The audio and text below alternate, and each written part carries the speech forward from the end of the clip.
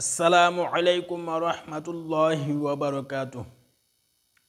এজন ব্যক্তিয়ে আল্লাহৰ নবী সাল্লাল্লাহু আলাইহি ওয়াসাল্লামৰ ওচৰত আহি ক'লে, হে আল্লাহৰ ৰসুল সাল্লাল্লাহু আলাইহি ওয়াসাল্লাম, আপোনাক মই বহুত বেছি ভাল পাওঁ। তেতিয়া আল্লাহৰ নবী সাল্লাল্লাহু আলাইহি ওয়াসাল্লামে ক'লে যে তুমি অভাৱ অনাটনৰ সন্মুখীন হ'বলৈ প্ৰস্তুত হোৱা। আকৌ সেই ব্যক্তিজনে আল্লাহৰ নবী সাল্লাল্লাহু আলাইহি ওয়াসাল্লামক ক'লে, মই আল্লাহক প্ৰিয় বুলি ভাবোঁ। তেতিয়াই আল্লাহৰ ৰসুল সাল্লাল্লাহু আলাইহি ওয়াসাল্লামে সেই ব্যক্তিজনক ক'লে যে তুমি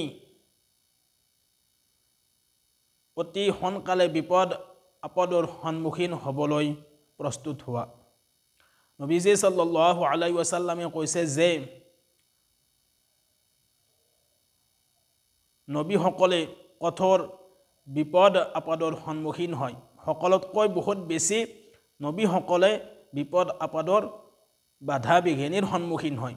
তাৰপিছত মৰ্যাদা অনুযায়ী মানুহসকলে আল্লাহৰ পৰীক্ষাৰ সন্মুখীন হয়। চাওক, আল্লাহৰ নবী সাল্লাল্লাহু আলাইহি ওয়াসাল্লাম মাসুম আছিলে। যিমানবোৰ আম্বিয়া আলাইহিস সালাতু ওয়াসসালামে আহি গুজৰি গৈছে তেওঁলোকে মাসুম আছিলে।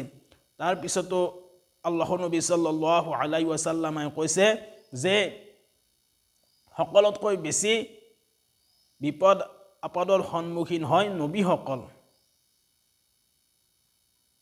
তাৰপিছত পৰীক্ষাৰ সন্মুখীন হয় মানুহসকলে।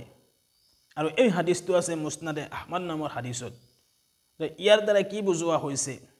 যেতিয়াই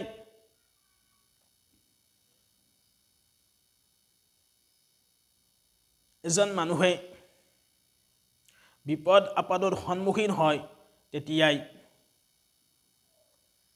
সবুৰ কৰা আৰু ধৈৰ্য ধৰাৰ বাবে আল্লাহৰ নবী সাল্লাল্লাহু আলাইহি ওয়াসাল্লামে এই হাদিসটো ফৰমাইছে। কাৰণ আম্বিয়া আলাইহিস সালাতু ওয়াসসালামে মাসুম হয়, নবীসকলে মাসুম হয়। তাৰপিছতো তেওঁলোকে বিপদ আপদৰ সন্মুখীন হয়।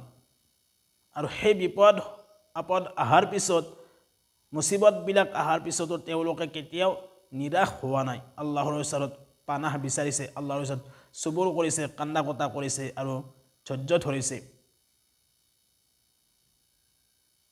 সেয়েহে আপোনাৰ মোৰ মাজত যে কেতিয়াবা বিপদ আপদ আহি পৰে, বালা মুসিবতবোৰ আমাৰ সন্মুখত দেখা দিয়ে, এইবিলাক যেতিয়া হয় আমি কি কৰিব লাগিব? ধৈৰ্য ধৰিব লাগিব, সবুৰ কৰিব লাগিব। আৰু আল্লাহ তাবাৰক তাআলা কোৰআন শৰীফত ফৰমাইছে, ইন্নাল্লাহা মাআস সাবিৰিন। যিসকল ব্যক্তিয়ে সবুৰ কৰিব সেই সকল ব্যক্তিৰ লগত আল্লাহে লগত থাকে বুলি কোৱা হৈছে।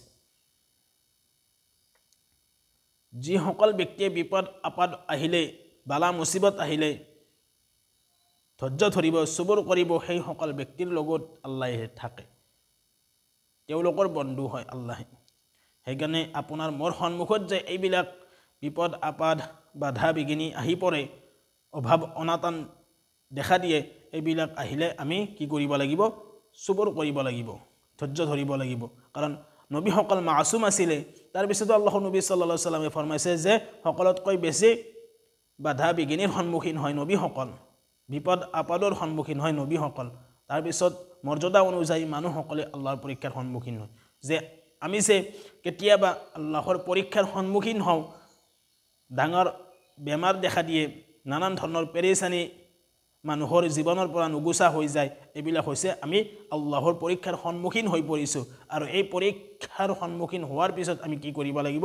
আল্লাহৰ ওচৰত ভৰসা কৰিব লাগিব, আল্লাহৰ ওপৰত ইয়াকিন আনিব লাগিব আৰু আল্লাহৰ ওচৰত সবুৰ কৰিব লাগিব, ধৈৰ্য ধৰিব লাগিব। তেতিয়াহে আমি আল্লাহৰ সফলতা লাভ কৰিবলৈ পাৰিম। তো আমি এই হাদিসৰ ওপৰত সকলোৱে আমল কৰিবলৈ চেষ্টা কৰিম ইনশাআল্লাহ। মা আলাইনা ইল্লাল বালাগ।